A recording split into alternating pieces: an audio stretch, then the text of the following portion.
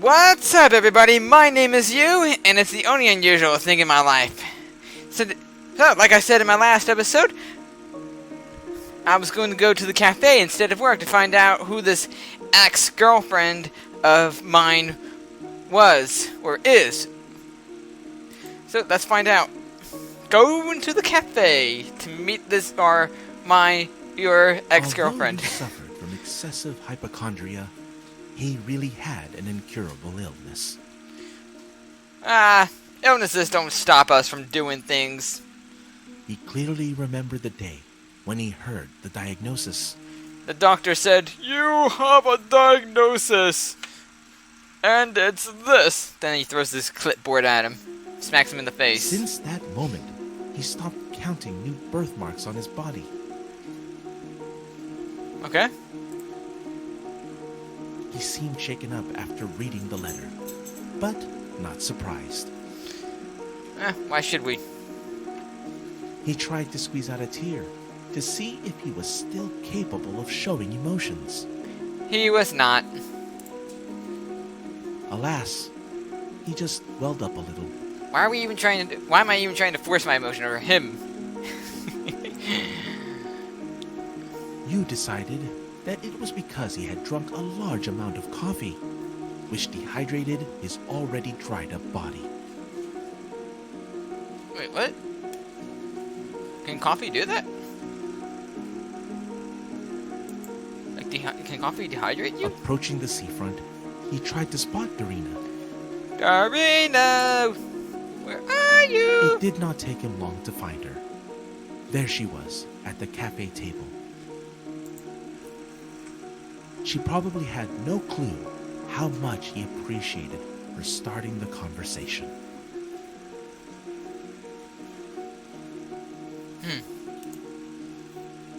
Usually, you are late. Well, not this time. This time, we're early. Got nothing to say to you, Dorina. I'm tired. I hope you understand me. Oh, you're tired? I'm tired. We're all tired. What makes you any more special? But he did not. Of course. Having overcome his anxiety, he squeezed out a handful of words. I'm squeezing words out of my hands. I don't know what they say, but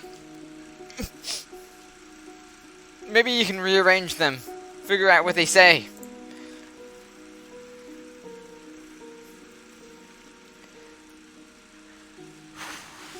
Okay. Do I ask her to stay, or do I agree with Parton?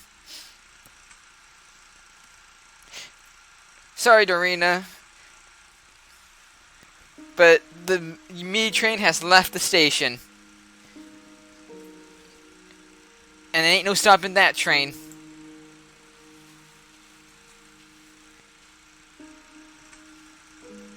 He seemed to be ready for such an outcome, and did not hold a grudge against her. Typical. Nodding goodbye to her, you hurried to work. Is that where I'm gonna have to edit? He was almost there when he saw his boss enter the office building. He took it as his personal failure, although his watch showed that he still had several minutes. At least we're not late. Just joking. I'll ask her to stay. We don't want Dorina to leave just yet. Do not go away. Please, Dorina, don't go. I still love you. Or Let's try once more. He still loves you. You know what I mean. There's obviously... I feel a spark between us. There's obviously something going on. More than you could ever know. Too late. I have put up with my life for the sake of old age. Now, there will be no old age. There will only be my life. A new age. An age of living life without you, me. There had always been a gap of misunderstanding between them. He had embraced his illness long ago, and resignedly yielded to his ailment with a loud, "Make yourself at home." Oh. I guess she was never happy with us. With me. It seemed that he had become closer to his illness than to Darina. Oh, that's why she broke up with us, isn't it? We were seeing the illness more than her. Sorry, Darina. He got distracted thinking about himself and missed her meaning. As I always usually do. Darina, sorry, I just have to drop you. It's complicated. Reflections on how to rebuild his life from the very beginning prevailed over the others. He was not ready to renew his relationship with himself, so he mentally grasped at the crumbles of the past, seeping through his crucified palms. I just can't let you go, Darina. Yes, I know I have this illness about me, but I still want you in my life. Come to me, Darina. I am sorry. I have made my decision. I do not know why I arranged this meeting. Obviously, you hoped for something good to come out of it, right? She paid for the bill and left. No, Darina, come back. Don't leave me. I still love you. Yu froze in place, at first not daring to say anything, and then resigned himself to the role of a scapegoat thrown into the unknown. For some reason, he saw something noble in their breakup. And what might that have been? Yu was sure that he went to work immediately after the meeting. But when he came to his senses, he realized that he was on an unfamiliar street, cloaked by dusk. Was I just aimlessly walking around, so shocked by Darina leaving, that I just kind of started wandering aimlessly and got lost? Despite the fact that the street seemed to be deserted, he felt someone's heavy presence. Don't tell me it's Boss. Turning to rustle behind his back, Yu impaled his chest on a knife, squeezed in the hands of a long familiar figure. Eh? Greetings from the past.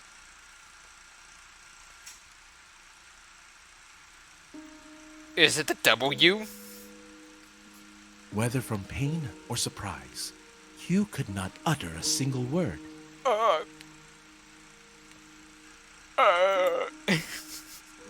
The murderer carefully took out the blade and laid your motionless body on the ground.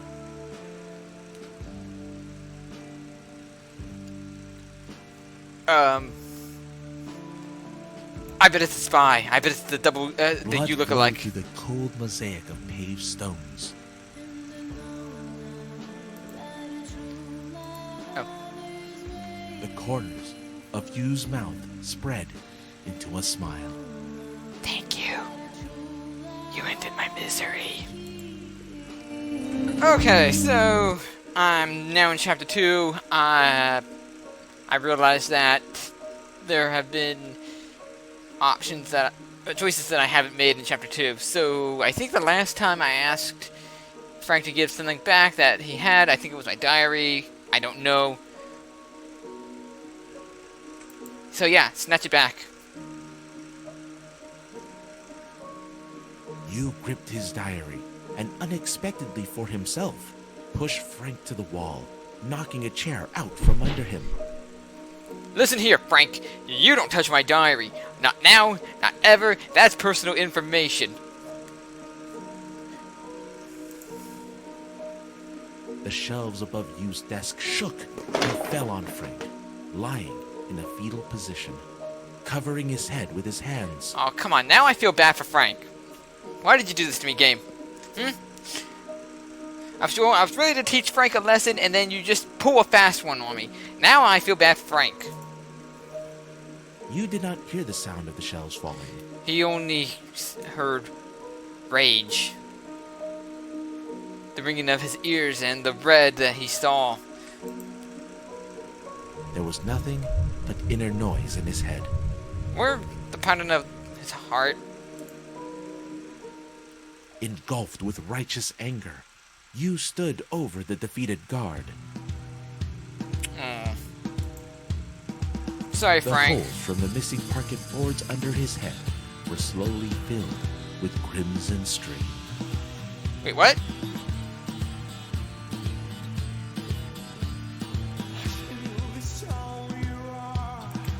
Frank? Frank, are you okay? No! Okay, so I was not expecting that abrupt ending with Frank apparently getting killed by our aggressive anger.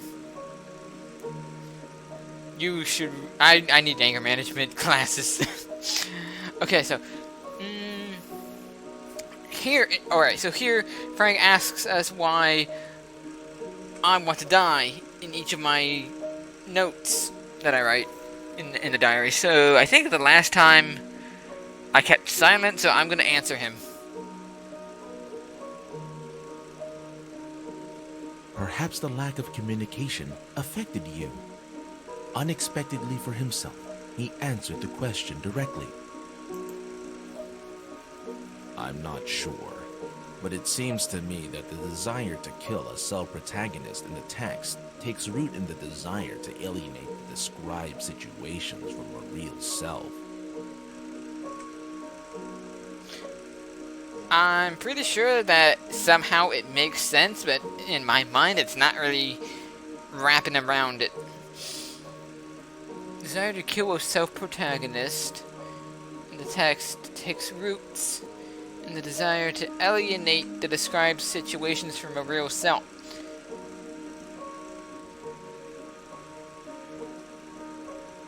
Alienate. So, I guess in a way, the desire to kill oneself is to alienate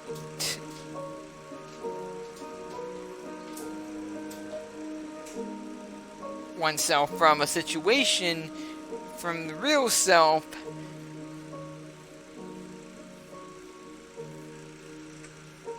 to not deal with the problem.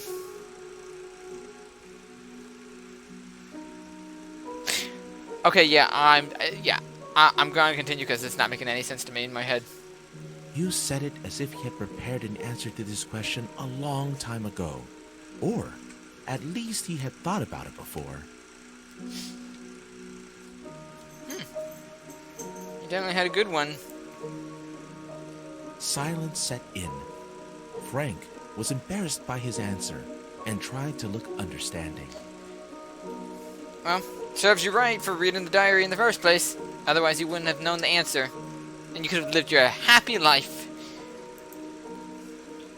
Well, more likely that it is just easier to kill. Kill oneself or kill... Yeah, I think that relates to what I was just talking about. The office phone rang. Oh.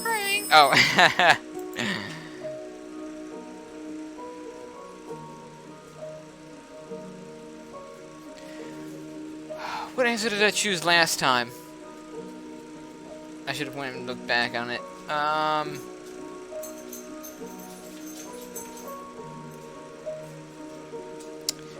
think I ignored the call last time. If anything looks familiar to me, I'll go back and redo that. As soon as you came up to the phone, the ringing stopped.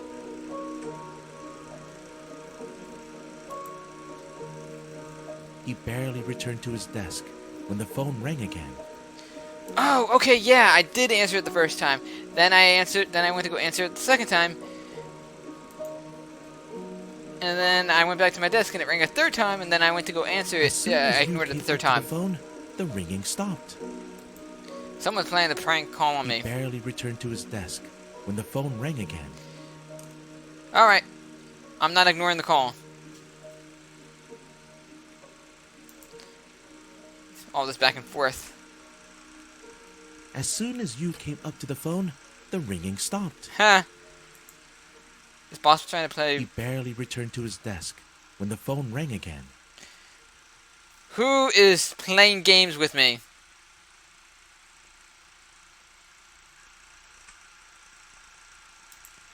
Is this just gonna be... As soon as Yu came, he barely... Okay, so I'm guessing it's just gonna repeat itself. Like, every time... So, every time that I go to answer the call, it stops ringing, and then I go back to my desk, it starts ringing again. And it's just gonna be a loop. I'm just gonna be stuck doing this, aren't I? I wanna see. I wanna test this theory. As soon as Yu... Yeah, the ringing stopped. He barely... Okay, so yeah, it's just gonna keep looping around. It's just gonna keep ringing every time I go back to my desk, and stop when I get close to it. So I'm gonna ignore the call. I'm gonna see what else. The ringing bored into his skull. Yu was buzzing together with the receiver. Yeah, I'm gonna see if there are any other options in the chapter 2 here. Okay, so in this option, a guy named Max offered to take our shift. I think the last time I got asked that question, I rejected his offer. So let's see what happens if I accept.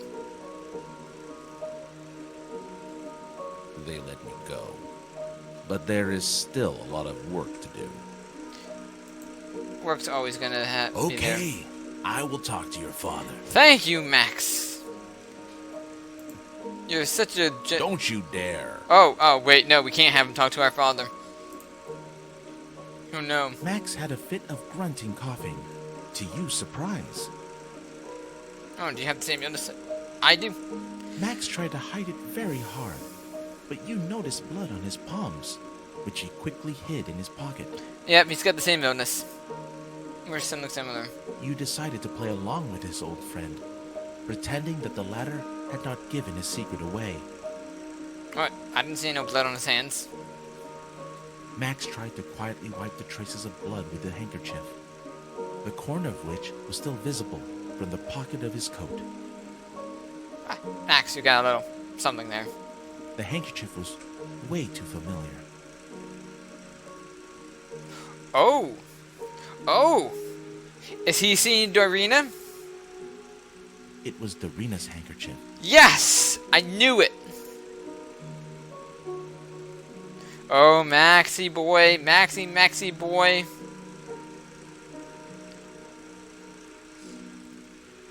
Alright, first I'm gonna say, I'm not showing my mind. I'm just gonna pretend that everything is normal. Yu said goodbye, refusing a favor, and went away. Bye, Max. Coming home, Yu could barely stand on his feet. Notwithstanding, the day flashed in his head. As for the breakup, he did not see himself as the victim. I don't know if that isn't the last one. On the contrary, the entire time during his relationship with Dorina, Yu wondered, why did she love him? Oh, okay, no. Drained of all strength and weak in spirit from birth. Obviously, he wasn't as self-absorbed as I was. He did not anymore. Dizziness and pain subsided. At some point, he even thought about calling a doctor, just to make sure that he was still alive. Are we all really ever alive? Are we? But sleep took its toll. Okay. Now we're going to confront Max on, I guess, the handkerchief? What was that? Or maybe the blood? I don't know. What do you mean? Oh. I have a cold. There have been droughts in my classroom for 3 days.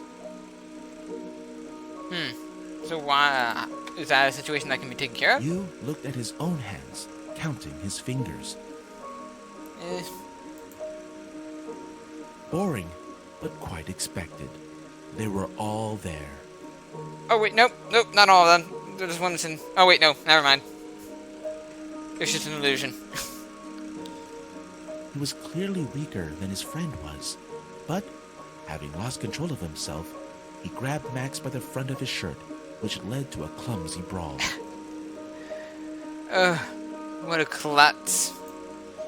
What a klutz I am. Max pushed Yu against his shoulder in an attempt to break away. Oh, no, Max, you don't get to go that easily. Because of an insult or uneven stones in the pavement, Yu lost his balance and fell down, hitting the curb with the back of his head. And we're dead again. As if examining a painting, Yu fixed his dying look on his fingers and counted them.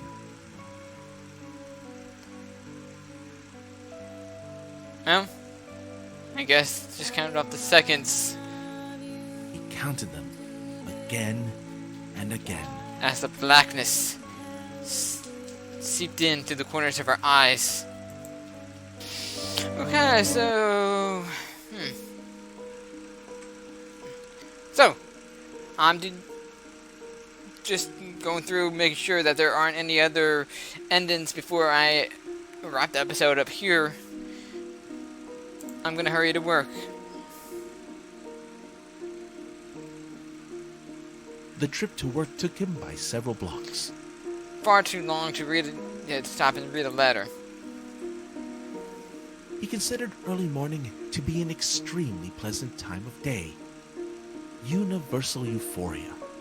Although euphoria usually precedes inevitable death. As soon as he went into the park, he saw a kid in ragged clothes running away from a pack of stray dogs. Oh no, save that poor kid!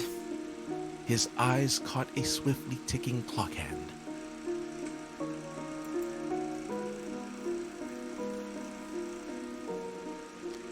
Oh. We'll help you! Kid, we're coming! Even though Yu had been scared of dogs since childhood, he was going to run to the kid's aid.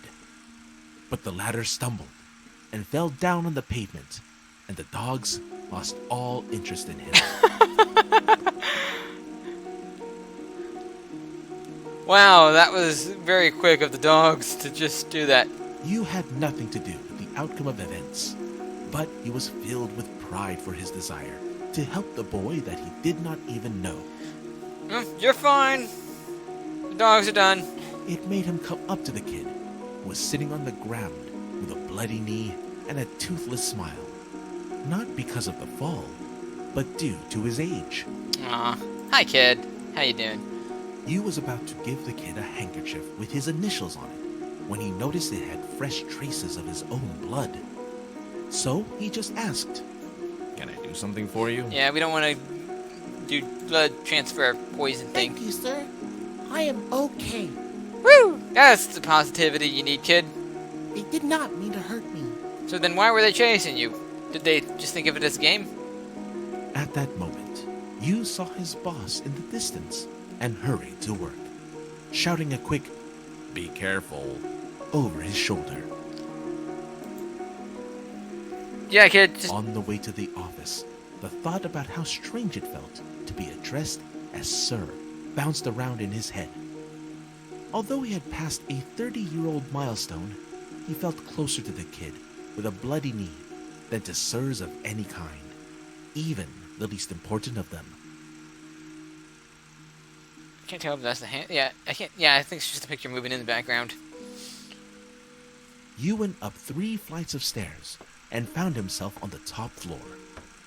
It was the office of the insurance company where he worked. I don't remember if this was in the last episode. Or if... The door was unlocked. Was he late? Oh, maybe so. He tried to walk in, but was stopped by a stranger. Hi. Wait! Where are you going? Oh, it's Frank. Hi, Frank. Before you could give a proper response to the cad, his boss came up the stairs, struggling to catch his breath, and did it himself. Looks like I'm not the only one late. Let him in. They both entered the office, and the boss walked you to his desk, where he explained the situation to him in private. That is Frank, my distant relative. He needs to do an internship, so he is going to work here for a while. Ah, good for him. As who? As a security guard. Okay, I'm just gonna play a little bit more to see if any of the dialogue is...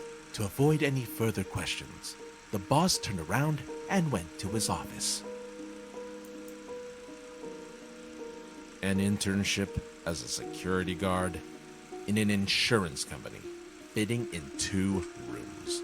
Ridiculous. If I was blessed with a writing talent, I would definitely immortalize this. You thought. So, it's just the father and the son that work in this insurance company, right?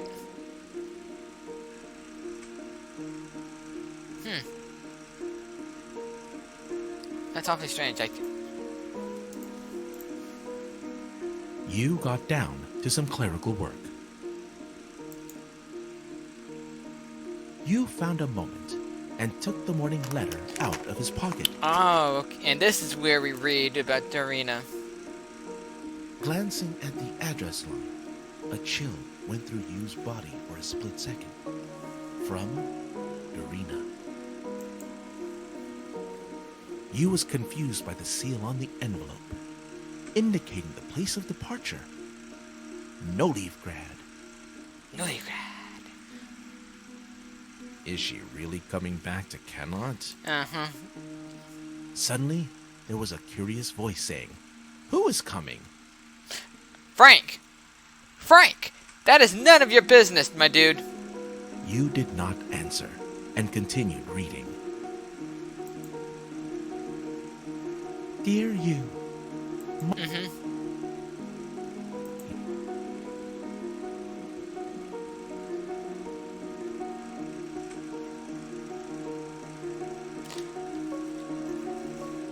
Oh wow, this is very curious.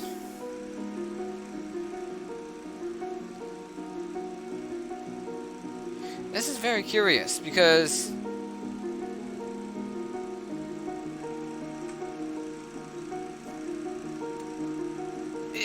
if I choose to,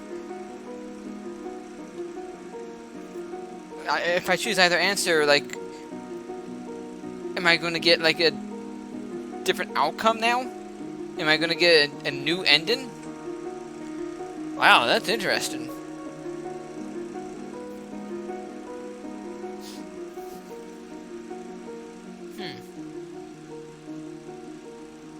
You know what?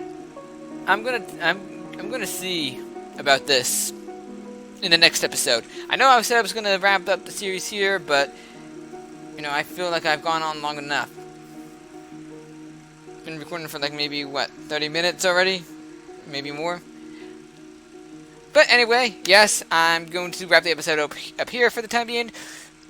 And, you know, I'll possibly see the rest of the endings in the next episode. So, in the meantime, thank you everyone so much for watching. If you enjoyed this episode, please like, comment, and share. And don't forget to subscribe to see more in the future. And I will catch you later.